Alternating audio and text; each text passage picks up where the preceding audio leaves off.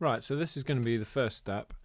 This isn't really any individual mixing, this is just kind of tidying up and leveling out your drums to then mix. The drum piece we got, it's from a tune called Love Train. Simple recording of 4 drums, a kick drum, snare drum, overhead left and overhead right. This is kind of a dry mix of it.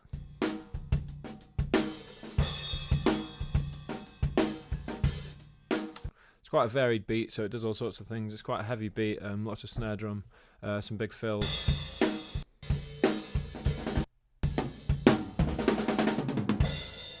So it's nice and varied, so we can look at all sorts of different things with it. Okay, now, what I was talking about with tidying up the beat, what you want to do before you do anything is almost do a kind of basic little submix. And the first thing to do is obviously level out your mix. So far, this is just, everything is the same volume.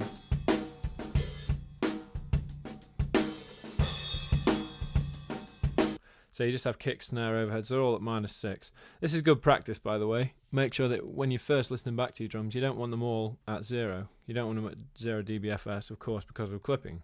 You don't want any clipping. Now, usually for me, I just play it and do it by ear to start with.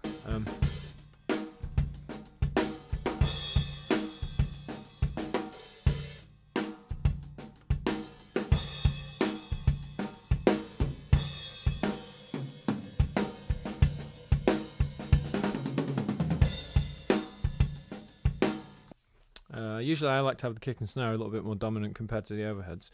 The next stage, obviously, to tidy things up. With your overheads, one's going to be left and one's right. So if you want any stereo image to your track, then you're going to want to pan one left and one right. I mean, you're here already. Let me go back central with these. As I pull them out,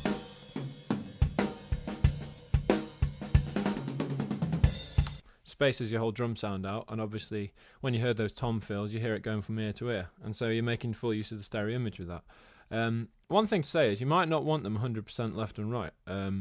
Say you want a sound that's not as spread out, then you might want them sort of 38 each side. You might want them very narrow, and so that's up to you really.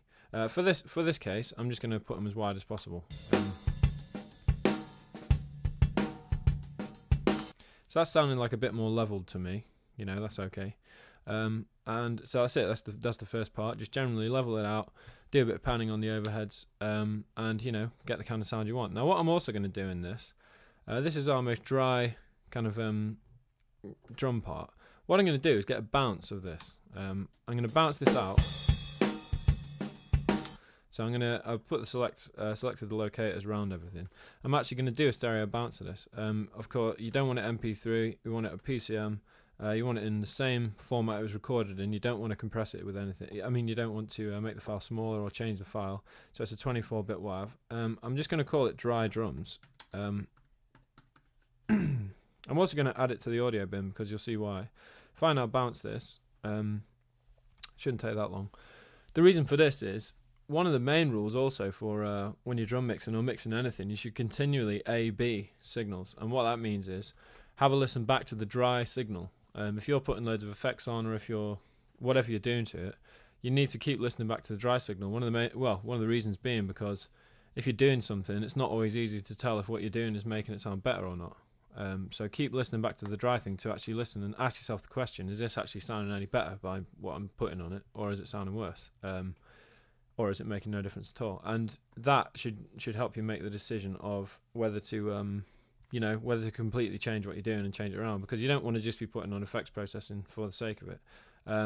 So this mix that I've got, what I'm going to do, I'm actually going to drag it into here.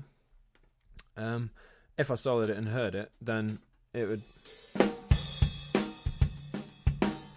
basically be the same as I've got up here. So anyway, I'm going to mute that, and what I'll also do, I'll make it a different colour to remember what it is there. And like I said, that's so I can constantly, with everything I'm doing, reference back to what it sounded like dry, to make sure that it's sounding better with what I'm doing to it. Okay, so that's kind of stage one, tidying things up a little bit.